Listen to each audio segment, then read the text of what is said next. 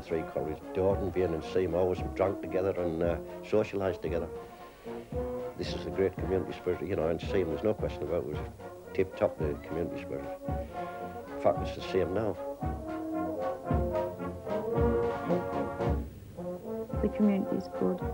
The business people of Seaham are very good. You know, we've got the beach, and it's a really nice place to live.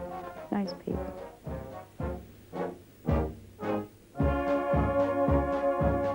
It's spread into you, you know, like you're in a community where mine is, and your father walks to the pits, so you just accept it.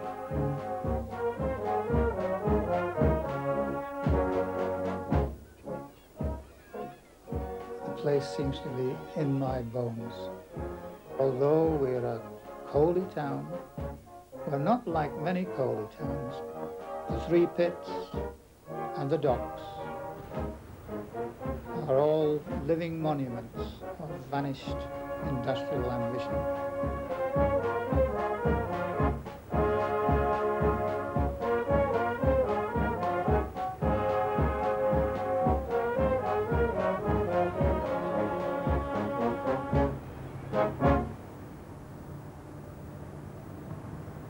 It's a very strong community. In a way, it's a very monochrome community.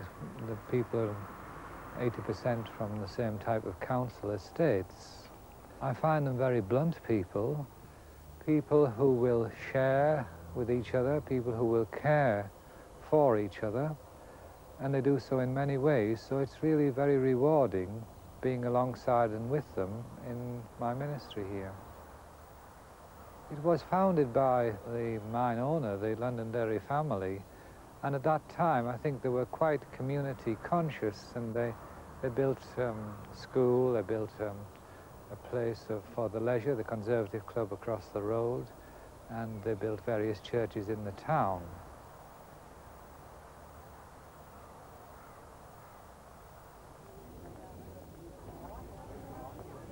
It's always synonymous with the Londonderry family, who built it up from nothing to the way it is today, just by their endeavours, by their enterprise, I think we'd call it. That's putting it nicely. They were a family that were very actively involved in politics. I believe one of the Londonderrys at one time was a foreign secretary. Originally they had quite a lot of coal holdings in land, and decided that they would build their own railway, construct their own port. And that is what they did. When that port was constructed at Seaham, a massive project for those days, that was the basis of the community.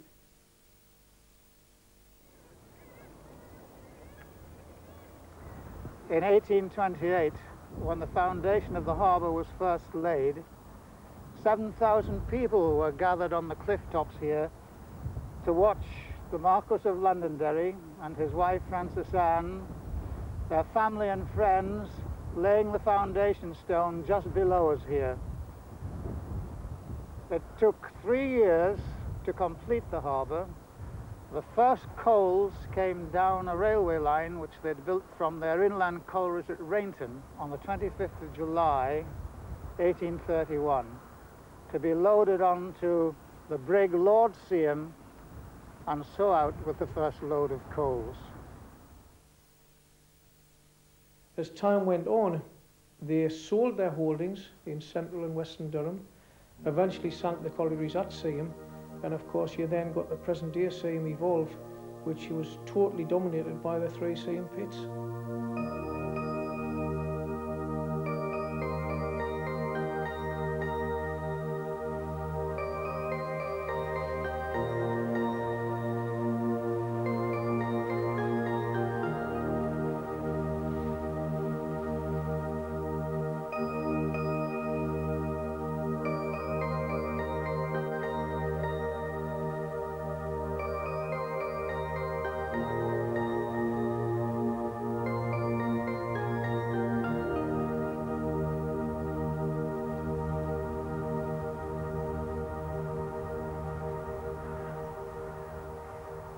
It is actually on the doorsteps of the Seaham colliery. It's just across the road there. There was a strong link, and management too. The families lived all around, and in fact The church was heated from the colliery. There was an under the road pipe, so we got free heating. We've had 3 working collieries with reserves under the sea. The problems at the moment are that they haven't really taken on youngsters for many years. They've just transferred miners from the other collieries, so it's been an unemployment black spot for years. And so the Mining Review camera swings north to Seaham, on the Durham coast. Here, boys who want to join the mining industry get their first taste of coal. They'll start a 3-year training period, and at the end will have a good job in their chosen field. At the Seaham Training Centre, one of 43 throughout the coalfields, they learn the right way to set about workshop practice. In the gym, they tone up their muscles in preparation for the big job that lies ahead of them. Until one day, it's their turn to make that first ride down the shaft.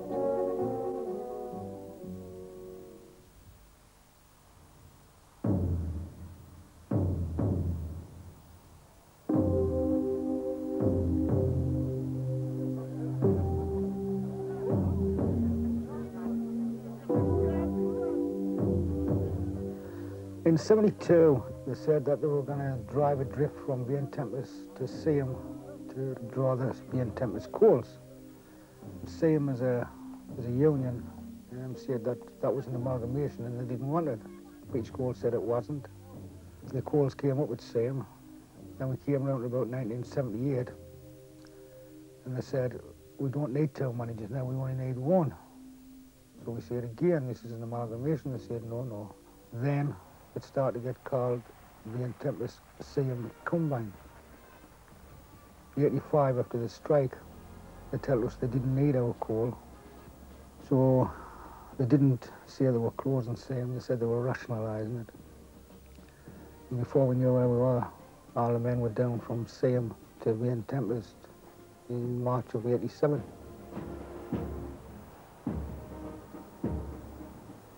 The argument that the Coal Board began to put forward not long after the strike finished was that the quality of the coal at Seaham was deteriorating and was pulling down the quality of the overall vent for the combined mine. I didn't at the time believe that that was the reason that the board wanted to close Seaham. I still don't believe that. Nothing that's happened since has changed my mind.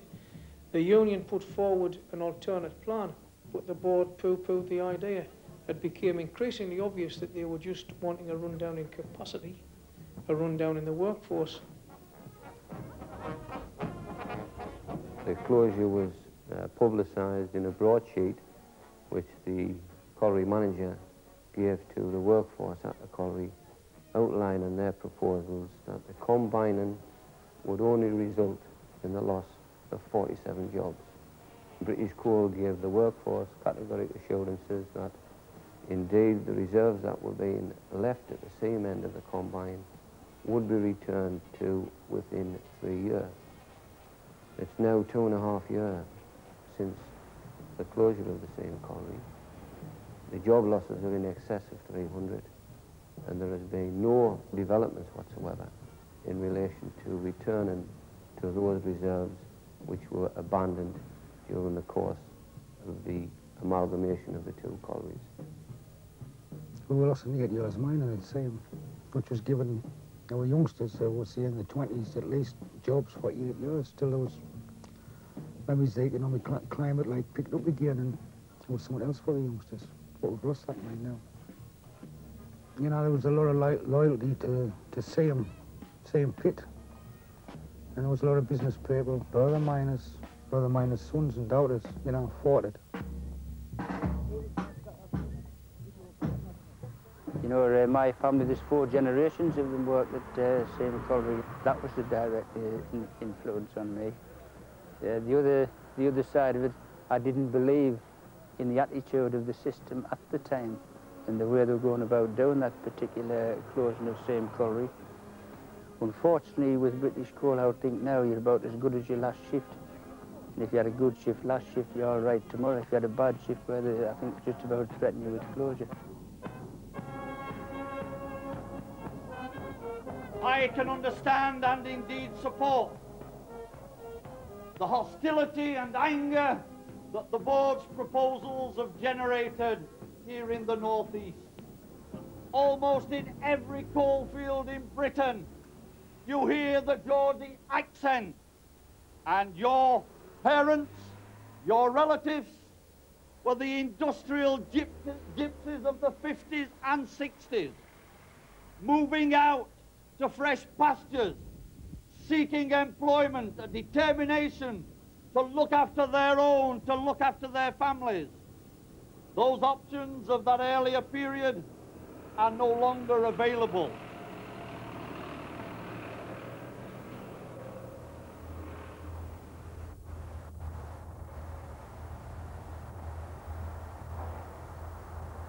We've been severely hit by closure since the end of the strike, and we're basically not wanted. And the lads are aware that they're basically not wanted. You know, there's no talk of, oh, we have 5 years or 10 years. It's 1 year to the next, and sometimes it looks as though it's even shorter than that.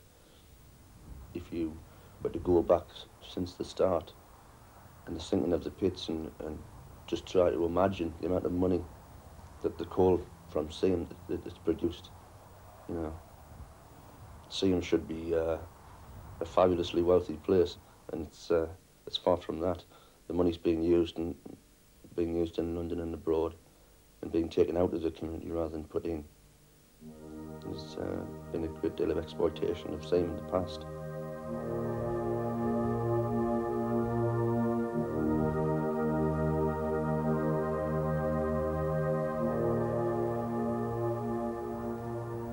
Seaham's story begins here on the site of the old medieval manor.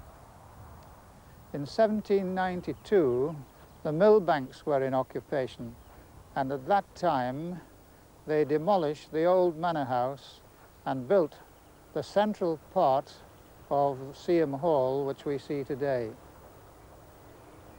Lord Byron arrived in the village in 1814. He'd come to woo and win Anne Isabella Millbank, the squire's daughter. The couple were married, not in the church, but in the upstairs drawing room of the hall. Oh, said the villagers, that's bad luck. And what's more, now that the wedding's over, he's still calling her Miss Millbank. This marriage will never work. Of course, as the whole world knows, the marriage did not work. Within a year, the couple had parted. In 1821, the Millbank family sold out to Charles Stuart, 3rd Marquess of Londonderry, and immediately the Londonderrys set about opening up their port and town of Seaham.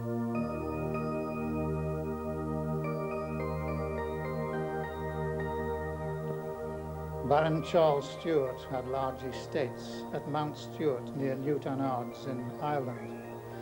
In 1819, he married Frances Anne Vane Tempest.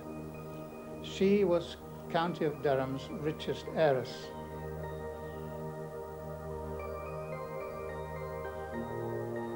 In the 1850s began the Londonderry tradition of inviting the rich and the famous, the poor and the humble, to Seaham Hall. Anne threw an enormous party for 4,000 of her workmen. At the same time, she offered to build pitmen's homes if they would contribute. Of course, this they could not do because their wages were so meagre and small.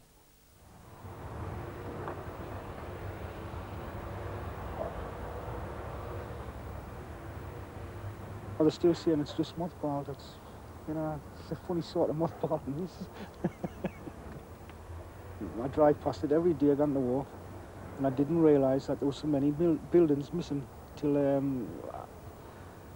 there was like a landmark gone, which was the old bus chimney. And then when I had a look round, it's just vandalism. They're just pulling the place to bits.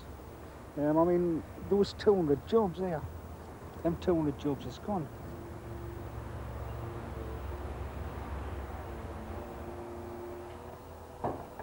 They didn't worry about the social aspects of any village at all. Now it's all purely economics. To survive, the board argument, the argument is you either get the price of the ton down or you're close. One time we had a pretty good understanding with the board, but since the strike, they're telling you now that the pendulum swung right back to the 30s. We boss and we're going to tell you what you're going to do and what you're not going to do, and I think that's very, very unfortunate.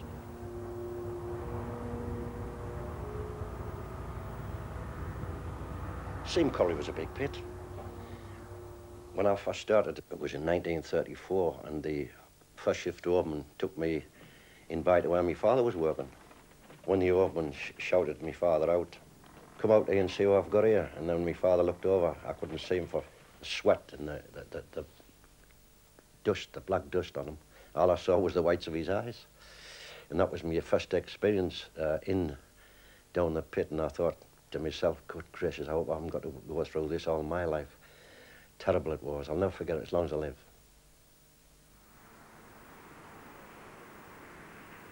Down in the dip in the 1840s, Tommy Knickernack Chilton was the landlord of the Mill Inn. He was also a great repairer of knack reels, an improved spinning reel of the time. So it was perhaps natural that when the two pits behind me here, the high pit and the low pit, were sunk a few years later, that they should be known as the knack pits or the Nicky-Knack pits. Within 6 weeks of the opening of the high pit, there was an explosion. 6 lives were lost.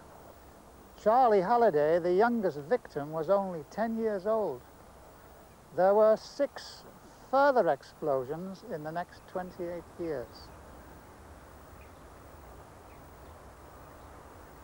Violence wasn't confined to the underground. In 1874, there were great election riots down in Seaham Harbour.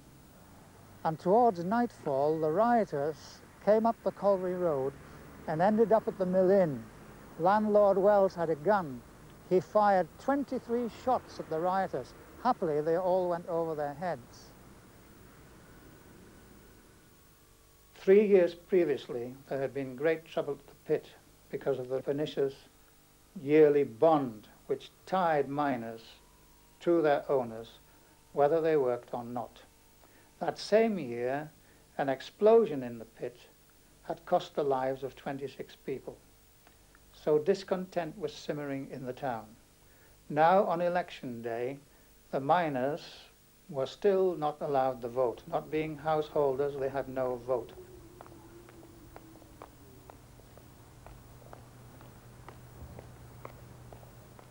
In the political field, we were unique. One of our previous MPs was Sidney Webb, who, by the way, was one of the 3 founder members of the Labour Party. He was followed by the famous or infamous Ramsay MacDonald. So this town had a hand in appointing a Prime Minister, and when he reneged on the people he represented, they deposed him.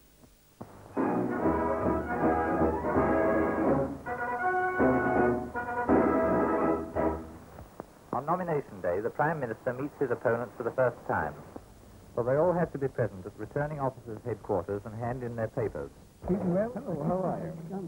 MacDonald won an unprecedented victory in 1929, the largest majority until that time in the history of United Kingdom politics. 2 years later, he was forced to make a national government because of the economic crisis. In Seaham, he was pilloried for doing this, for deserting the Labour Party. All right. My goodness, you're not being photographed from me, are you? I think I would only be about 8, and the miners' hall in Seaham was crammed at capacity. And when this man entered, he used to have the miners, well, everybody, the population in that town spellbound. From 1912, nearly every 2 years, he was invited to the Durham Miners' Gala to speak. And he was invited in 1930, but for some reason he was unable to attend. He must have turned national government at that time, because the next time he came to the Miners' Hall, I well remember, they were snarling at him. In fact, after he finished his speech and he got out to get in the car, they nearly sided his car over. And after that, he lost his seat, and, you know, everybody thought he was a traitor. No question about it. They called him the traitor. He was lucky to get up the street alive.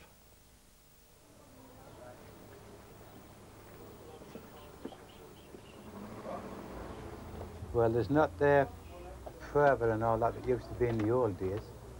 I mean, I was going to school when Seaham got in against Ramsay MacDonald, I mean, and we were all out on the streets, you know. Everybody joined in.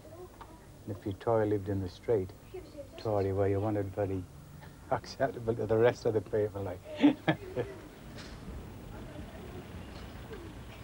Well, certainly it has a history as a mining town of returning a labour empty, like many other mining towns. I've been putting over the Conservative message that we have to create prosperity by putting money back into people's pockets so that they can then spend it on goods and services and create employment that way. And that's a message which seems to have been going down very well. Defence is an important issue here. Capital punishment also seems to be an important issue here. I think people are very firm in their views about that. And since I'm an advocate of capital punishment, that's been coming across very well. And so generally, yes, I'm quite satisfied with the responses I'm getting here, and I'm looking forward to the results with some interest. Do you think the Conservatives are going to win it? It looks as though they probably are, nationally. I mean, certainly they've got a cat and hell's chance up here. But then again, there's not much up here anyway. And nationally speaking, I think they may well, you know. I would hope not, because there's not a hope for us at all if they do get in. I think it's basically a vote of desperation up there, that even people who don't actually support Labour or go along with their policies are saying that that's the only hope we've got. You know, I don't particularly agree with Labour policies, but we know we've got to get Labour into power just to stop their wreaking havoc with our lives, basically, you know. I believe that people of Seaham are sick and tired of being dominated by one party, and people have informed me that they wish to change. Seaham is unique. In fact, the third Marquis of Londonderry, from whom I'm descended, injected a vast amount of money to create the town, the harbour and the railways.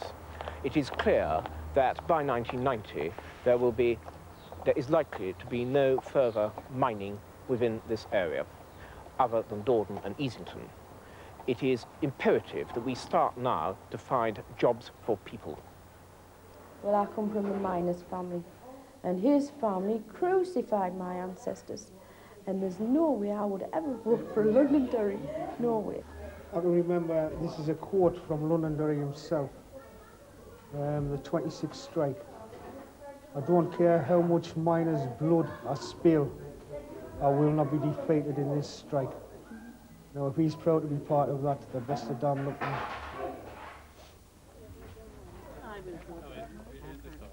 The support has been absolutely tremendous. I believe it's because of the trade union movement and the effect it's had upon the social fabric of the area. Miners' unions were the first to develop aged miners' homes to look after the elderly. They were the first to develop welfare schemes, sporting facilities, perhaps 2 or 3 generations before the state became involved. And therefore, people tended to rely upon the trade union and labour movement in the area. 30 years ago, we had 12 collieries operating within the Easington constituency, and now we have 4 collieries. The job opportunities which have been lost, not just in Seaham, but in the surrounding villages, has been absolutely horrendous. We really do need the return of a Labour government to get the area back to work, to provide those services which are so essential to the people who live in our communities.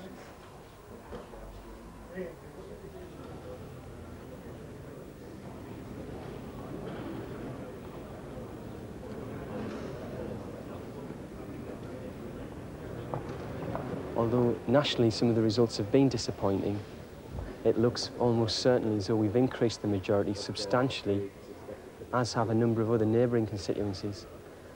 So overall, I'm really quite happy with the way things have gone in Easington. We have a very good candidate.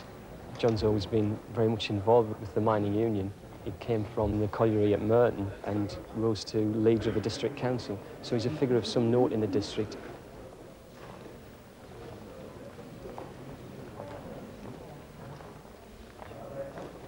I hereby give notice that the total number of votes given for each candidate at the election was as follows. Cummings, John Scott, 32,396.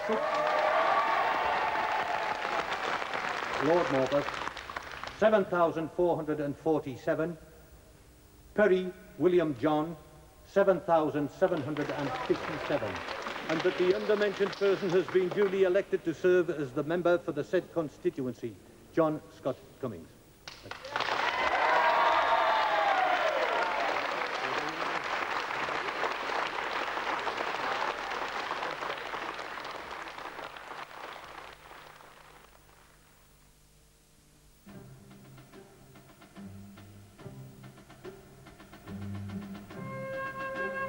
Some people eat Ryvita because it's high in fibre. Some people eat Ryvita because it's low in fat. And some people eat Ryvita just because they like it. But whatever your reason for eating Ryvita, it makes watching your figure a lot more enjoyable.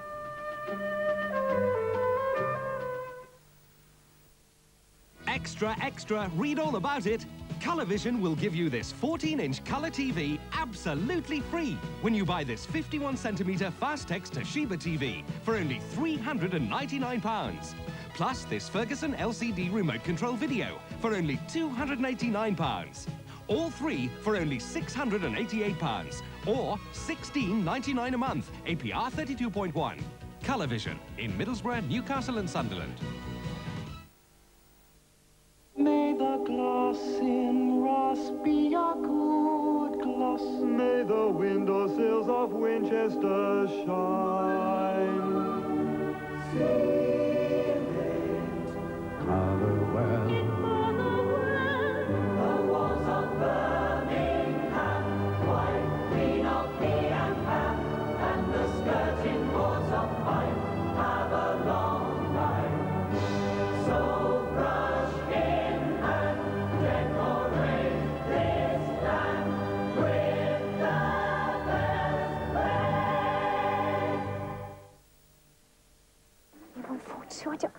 I don't know what it is I'm buying. What are those? And what's this? And this? Oh. And what's that? Hello, Mel. Oh, you're looking a rhinestone. Oh, I don't know. I just don't understand about all these E numbers. It's so confusing. I know. Family keep going on at me to find out about them, but it's as much as I can do to find stuff they'll all eat. I know. You don't have to tell me. It's the same with my lot. Here's your answer. Food additives. The balanced approach. Look, it tells you all about E numbers and explains what additives are and what they do. Even explains the government approval procedures. It's all there. Where do I get one? Ministry of Agriculture, Fisheries and Food. If that doesn't tell you a lot, everything they want to know. Well, it'll certainly give them something to get their teeth into. For your free copy of Food Additives, The Balanced Approach, write to this address.